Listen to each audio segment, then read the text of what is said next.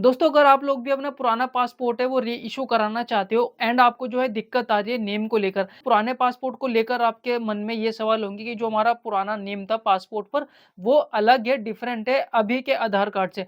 तो मैं आपको बता देता हूँ कि आपको कोई अलग से डॉक्यूमेंट्स नहीं चाहिए। जो डॉक्यूमेंट्स आपके पास अभी हैं, जो आप प्रोवाइड कराओगे वेरिफिकेशन के टाइम पे यानी कि पासपोर्ट ऑफिस में, लाइक आधार कार्ड, पैन कार्ड। अगर आपके पास 10th क्लास की मार्कशीट है तो वो मार्कशीट काम कर जाएगी।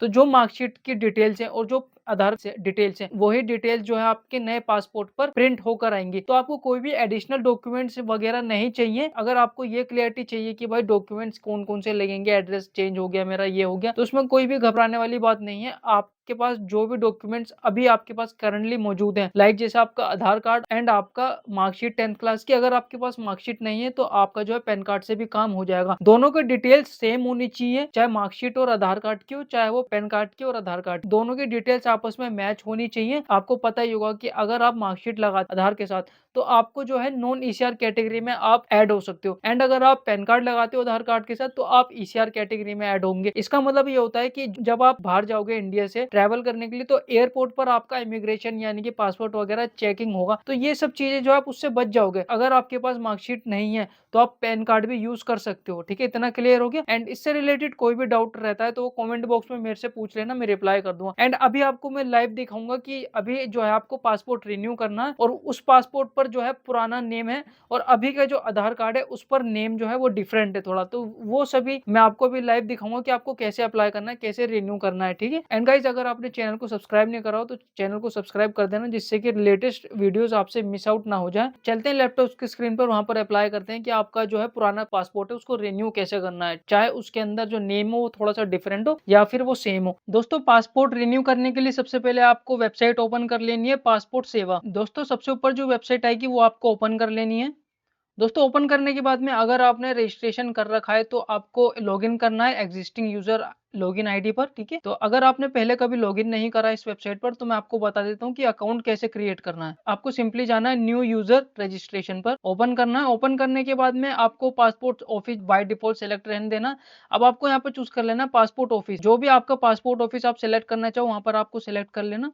आपको यहाँ पर जो है गिवन नेम दे देना है, सरनेम दे देना है, डेट ऑफ बर्थ आपको दे देनी है, आपको एक ईमेल आईडी दे देनी है जो एक्टिव हो। उसके बाद में आपको जो है आप चाहते हो कि आपका जो ईमेल आईडी है वही आपकी यूजर नेम आईडी हो जाए तो आप यस कर देना। एंड अदरवाइज अगर आप अलग अपने पास से कोई लॉगिन आईडी क्रिएट करना चाहते हो तो आप दे सकते हो। उसके बाद में जब आप लॉगिन आईडी दे दोगे तो यहाँ पर चेक अवेलेबिलिटी पर क्लिक कर देना। दोस्तों मैं तो यही बोलूंगा कि जो आप ईमेल आईडी दोगे वही आपको सेम बिल्कुल यूजर आईडी आपको रख लेनी। उसके बाद में आपको पासवर्ड डाल देना, वही पासवर्ड आपको कंफर्म पासवर्ड पर डाल देना। उसके बाद में आप हिंट क्वेश्चन पूछेगा, बर्थ सिटी डाल देना या जो भी आपको पसंद हो कि आप किस शहर में पैदा हुए, तो आपको बर्थ सिटी सेलेक्ट करके आंसर दे देना है कि आप कौन से शहर से पैदा हुए वो। ठीक है, उसके बाद में आपको कैप्चा फिल करके जो है रजिस्टर पर जाकर क्लिक कर देना है। तो जैसे आप रजिस्टर्ड करोगे आपके ईमेल आईडी पर जो आपने ईमेल आईडी दी है उस पर एक ईमेल आएगा, तो उस ईमेल को ओपन करने के बाद में आपको क्लिक करना होगा उस लिंक पर। तो लिंक पर जैसे आप क्लिक करोगे तो आपका जो अकाउंट है वो वेरीफाई हो जाएगा। एंड सिंपली आपको होम पर जाना है, दोबारा से होम पर जाने के बाद में अब आपको जो है एग्जिस्टिंग यूजर लॉगिन कर लेना है। तो यूजर लॉगिन जैसे आप करोगे, यहाँ पर पहले से ही मैंने पासवर्ड वगैरह सेव कर रखा है, तो सिंपली आपको जो है ईमेल आईडी डाल देनी है, कंटिन्यू करना है। कंटिन्यू करने के बाद में आपको पासवर्ड डाल देना। पासवर्ड डालने के बाद में जो है आपको इधर कैप्चा फिल आउट कर देना। कैप्चा फिल करने के बाद में आपको सिंपली लॉगिन कर देना। दोस्तों लॉगिन करने के बाद में अब आप जिसका भी अप्लाई करना चाहते हो, फ्रेश पासपोर्ट या इशू पासपोर्ट, ठीक है ना, वो आप यहाँ से कर सकते हो। सेकंड ऑप्शन पर apply for fresh passport slash reissue of passport. मैं एक बार फिर से ये बात क्लियर कर देता हूँ, जो भी डिटेल्स पुराने पासपोर्ट पर आपकी है और अभी आपके जो है आधार कार्ड पर डिटेल्स उससे मैच नहीं होती हैं, यानी उसके डिटेल्स पुराने पासपोर्ट की और आपके अभी के आधार कार्ड की डिटेल्स जो है वो मैच नहीं होती है, वो अलग है, तो उससे कोई फर्क नहीं पड़ता। अभी जो आपको री इशू के टाइम पर जब आप वेरीफाई कराने के लिए डॉक्यूमेंट चाहिए होंगे, उन डॉक्यूमेंट्स में जो आपकी डिटेल्स होंगी वही डॉक्यूमेंट्स की डिटेल्स आपके नए पासपोर्ट पर प्रिंट होकर आएंगी। तो जो भी डॉक्यूमेंट्स आप दोगे दोनों डॉक्यूमेंट्स की डिटेल्स आपस में बिल्कुल मैच होनी चाहिए, date of birth, name, gender and आपका जो है फादर नेम वगैरह, ये सारे डिटेल्स आपके दोनों डॉक्यूमेंट में सेम होनी चाहिए। दोस्तों जिस कस्टमर का मैं पासपोर्ट री इशू कर रहा हूँ, अभी अप्लाई कर रहा हूँ,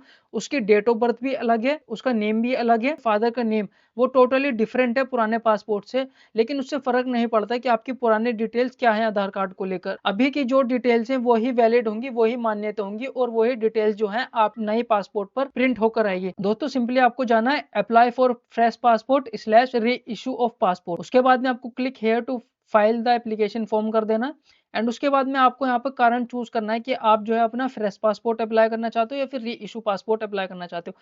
तो हमारे केस में हम री इशू पासपोर्ट करना चाहते हैं, आपको क्लिक करना है एंड आपको यहाँ पर ऑप्शन सेलेक्ट करना है कि आप किस वजह से जो अपना पासपोर्ट री इशू करना चाहते हो, कि आपकी जो डिटेल्स हैं वो चेंज करानी है आपको या फिर आपका जो पासपोर्ट है डैमेज हो चुका है। लेकिन सिंपली हमारा जो पासपोर्ट है उसकी एक्सपायरी डेट जो है वो नज़दीक है, वो एक्सपायर होने वाला है 15 से 20 दिन के अंदर। तो आपको जो है लास्ट ऑप्शन सेलेक्ट कर लेना है validity expired with in 3 days या ड्यू टू एक्सपायर को नॉर्मल कर देना। नॉर्मल पासपोर्ट आपको अप्लाई करना है री इशू के लिए एंड आपको जो है 36 पेजेस पर जाके क्लिक कर देना है एंड उसके बाद में आपको सिंपली नेक्स्ट करना है। दोस्तों गिवन नेम में आपको फर्स्ट नेम और मिडिल नेम दे देना है एंड अगर आपके पास सरनेम भी है तो आपको सरनेम में सरनेम दे देना एंड सिंपली आपको जो है फिर जेंडर सेलेक्ट करना है। दोस्तों जेंडर सेलेक्ट करने के बाद में ये आपसे पूछेगा कि have you ever been known by other names, तो आप जो है किसी और नाम से भी जाने जाते हो तो आपको जो है इधर नो कर देना है कि नहीं हम किसी और नाम से जाने नहीं जाते। एंड ये पूछेगा have you ever change your name, तो आपने जो है अपना नाम कभी चेंज करा है तो इस पर आपको जो है आपको यस कर देना। यस करने के बाद में आपको यहाँ पर अपना पुराना नेम देना होगा एंड दोस्तों प्रीवियस नेम देने के बाद में आपको नीचे आना है, आपको डेट ऑफ बर्थ सेलेक्ट कर लेनी है। डेट ऑफ बर्थ आप जब भी फिल करते हो तो उसको आपको एक बार रीमैच कर लेना है, कभी गलती ना हो जाए बाद में क्योंकि फिर दिक्कत होती है। डेट ऑफ बर्थ आपको फिल करने के बाद में ये पूछेगा is your place of birth out of India, तो आपको नो रहने देना। इसका मतलब है कि आपका जो बर्थ है वो इंडिया से बाहर हुआ था, तो नहीं इंडिया में ही हुआ था एंड सिंपली आपको प्लेस ऑफ बर्थ इधर चूज कर लेना है। दोस्तों प्लेस ऑफ बर्थ सेलेक्ट करने के बाद में आपको अपनी स्टेट सेलेक्ट कर लेनी है। स्टेट सेलेक्ट करने के बाद में आपको अपना डिस्ट्रिक्ट राज्य सेलेक्ट कर लेना है। दोस्तों राज्य सेलेक्ट करने के बाद में आपको मैरिटल स्टेटस सेलेक्ट कर लेना है कि आप मैरिड हो या फिर अनमेरिड हो एंड उसके बाद में आपको सिटीजन ऑफ इंडिया सेलेक्ट करना है एंड उसके बाद में आपको नीचे आना है, आपको एम्प्लॉयमेंट टाइप इधर चूज करना है। तो यहाँ पर मैं अदर्स कर देता हूँ एंड उसके बाद में ये पूछेगा कि आपका एंड उसके बाद में ये पूछ रहा है कि आपका जो है कोई फैमिली मेंबर गवर्नमेंट सर्वेंट तो नहीं है, अगर हाँ है तो आपको यस कर देना है एंड अगर नहीं है तो आपको नो पर क्लिक कर देना है। एंड दोस्तों उसके बाद में पूछेगा आपकी क्वालिफिकेशन एंड दोस्तों उसके बाद में ये पूछेगा आपसे एजुकेशन क्वालिफिकेशन, अगर आपके पास एजुकेशन कोई है तो आपको चूज कर लेनी है एंड अगर आपके पास एजुकेशन नहीं है तो आपको सिंपली उसके नीचे दिख रहा होगा नॉन ईसीआर कैटेगरी, इसको आपको जो है नो कर देना। एंड यहाँ से आप देख भी सकते हो ये सारे जो पॉइंट्स हैं, अगर आप इन कैटेगरी में फिट होते हो तो आप नॉन ईसीआर कैटेगरी में होते हो। इस कस्टमर की एज है वो 50 प्लस है तो ये नॉन ईसीआर कैटेगरी में फिल होता है एंड दोस्तों उसके बाद में आपको आई एग्री पर जाकर टिक कर देना एंड सिंपली आपको नेक्स्ट करना है। दोस्तों नेक्स्ट करने के बाद में आपको यहाँ पर अपनी फादर्स डिटेल्स वगैरह देनी होंगी। फादर नेम आपको इधर दे देना है, फर्स्ट नेम और मिडिल नेम। फादर नेम देने के बाद में आपको मदर नेम दे देना है। तो मदर नेम देने के बाद में आप गार्डियन को ब्लैंक छोड़ सकते हो एंड आप जो है स्पाउस पर जाकर अपना नेम दे देना। स्पाउस नेम का मतलब होता है हस्बैंड, अगर आप एक लेडीज हो तो आपका जो अपने हस्बैंड का नेम देना होगा स्पाउस एंड अगर आप जेंट्स हो तो आपको अपने यहाँ पर वाइफ का नाम देना होगा, तो उसको बोलते हैं स्पाउस नेम। स्पाउस नेम देने के बाद में आपको सिंपली नेक्स्ट कर देना है एंड उसके बाद में ये पूछेगा कि आपका जो एड्रेस है वो इंडिया से बाहर का है या नहीं, तो अगर इंडिया से बाहर का है तो आपको यस कर देना है एंड नहीं है तो आपको नो पर क्लिक कर देना है।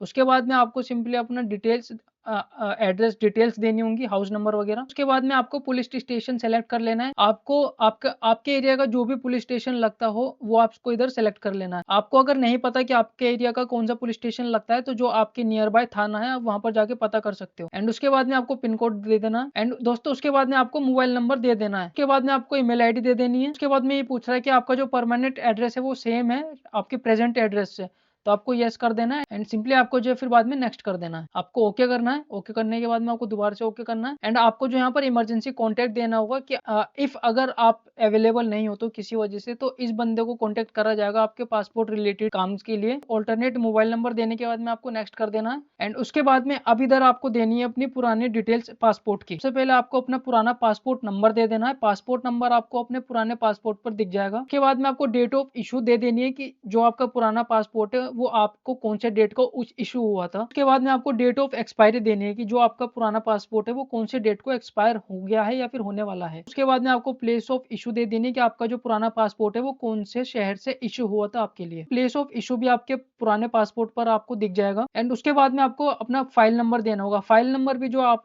फाइल नंबर भी आपको अपने पुराने पासपोर्ट के नीचे दिख जाएगा। उसके बाद में डिटेल्स ऑफ प्रीवियस पासपोर्ट ये आपसे पूछेगा, तो इस पर आपको नो रहने देना। एंड उसके बाद में ये आपसे पूछेगा कि आपने कभी पासपोर्ट अप्लाई करा है, तो आपके साथ कभी ऐसा तो नहीं हुआ कि आपका पासपोर्ट जो है वो इशू नहीं हुआ है, तो आपको इधर नो कर देना है कि नहीं ऐसा कभी नहीं हुआ, एंड सिंपली आपको नेक्स्ट कर देना। उसके बाद में ये कोई क्रिमिनल रिकॉर्ड्स आपसे पूछेगा, तो इसमें आपको सिंपली सभी सभी पर नो कर देना। अगर आप इसको एक बार रीड करना चाहो तो कर सकते हो, अदरवाइज आपको नो कर देना। सभी पर नो टिक करने के बाद में आपको नेक्स्ट कर देना। एंड दोस्तों ये एक ओवरव्यू है जो भी आपको पासपोर्ट इशू कराया जाएगा, तो आपको इसको देख लेना के बाद में आपको नेक्स्ट कर देना। उसके बाद में वेरिफिकेशन करने के लिए आपको डॉक्यूमेंट सेलेक्ट करने हैं। अगर आपके पास मार्कशीट नहीं है तो आपको आधार कार्ड और पैन कार्ड सेलेक्ट कर लेने हैं। एंड अगर आपके पास मार्कशीट है तो आपको आधार कार्ड और मार्कशीट सेलेक्ट कर लेनी है। प्रूफ ऑफ बर्थ में आप अपना पैन कार्ड दे सकते हो। एंड दोस्तों प्रूफ ऑफ रेसिडेंशियल एड्रेस में आप जो है अपना आधार कार्ड दे सकते हो। उसके बाद में आपको आई एग्री कर देना है एफिडेविट्स पर। एंड उसके बाद में आपको प्लेस सेलेक्ट कर लेनी है कि आप ये एप्लीकेशन है कौन सी प्लेस से जो है वो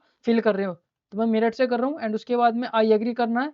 एंड उसके बाद में जो है आप प्रीव्यू कर सकते हो अपनी एप्लीकेशन फॉर्म को। एंड आप फाइनल सबमिट कर सकते हो। आपको सबमिट फॉर्म पर जाके फाइनल सबमिट कर देना। एंड उसके बाद में आपको यहाँ पर अपनी पेमेंट करनी होगी एप्लीकेशन की, और आपको जो है अपॉइंटमेंट बुक करना पड़ेगा जिस डेट को आप जाना चाहते हो। दोस्तों आपको नेक्स्ट करना है पेमेंट के लिए। एंड यहाँ पर आपको जो है लोकेशन चूज कर लेनी है कि आपको कौन से पासपोर्ट ऑफिस में जाके अपने डॉक्यूमेंट्स को वेरीफाई कराना है। तो मैं यहाँ पर अपने नियर बाय मेरठ कर लेता हूँ। एंड उसके बाद में आपको यहाँ पर कैप्चा फिल करके नेक्स्ट कर देना। उसके बाद में आपको जो है अपॉइंटमेंट डेट सेलेक्ट कर लेनी है। तो आपको इधर आना है। एंड आपको जो है जो ग्रीन कलर उनमें से कोई आपको एक सेलेक्ट कर लेनी है। एंड उस डेट को जाकर आपको वेरीफाई कराना होगा। एंड सिंपली आपको पे एंड बुक अपॉइंटमेंट पर जाकर क्लिक कर देना है। ओके आई अंडरस्टैंड करना है। तो ये रिडायरेक्ट करेगा पेमेंट गेटवे पर। आप यूपीआई एंड आप डेबिट कार्ड के थ्रू, यूपीआई से, क्रेडिट कार्ड से, नेट बैंकिंग से, जो भी जिससे भी आपको करना है पेमेंट, उससे आप पेमेंट कर सकते हो। तो मैं यूपीआई से करूंगा। नीचे आऊंगा। आप यूपीआई आईडी सेलेक्ट करोगे। दोस्तों यूपीआई आईडी डालने के बाद में आपको कंफर्म कर देना। एंड दोबारा से आपको कंफर्म कर देना है। दोस्तों अब आपके पास एक रिक्वेस्ट आएगी, जो आपने यूपीआई आईडी डाली है उस ऐप को आपको ओपन कर लेना है एंड पेमेंट कर देना है। पेमेंट होने के बाद में आपको रिडायरेक्ट कर देगा, आपको ओके करना है। एंड पेमेंट होने के बाद में आपको 5 से 10 सेकंड के लिए वेट करना है। ये आपको रिडायरेक्ट कर देगा आपके पासपोर्ट सेवा की वेबसाइट पर। तो पेमेंट वगैरह हमारी हो चुकी है। एंड हमारी जो डेट है वो भी हमने चूज़ कर ली थी। तो 24 तारीख को जो इनकी डेट है वो सेलेक्ट करी है हमने। एंड इस 24 को जाके ये अपना वेरीफाई करा सकते हैं डॉक्यूमेंट। तो दोस्तों इस तरीके से आप अपना जो है पासपोर्ट को री इशू या फिर फ्रेश पासपोर्ट अप्लाई कर सकते हो। दोनों का प्रोसेस सेम है। अगर इसके बाद भी आपको कोई डाउट रहता है तो आप मेरे से कॉमेंट बॉक्स में पूछ लेना, मैं रिप्लाई कर दूंगा। एंड गाइज अगर इन्फॉर्मेशन अच्छी लगी तो चैनल को सब्सक्राइब कर देना मोटिवेशन के लिए। एंड मिलते हैं नेक्स्ट वीडियो में। Thanks for watching.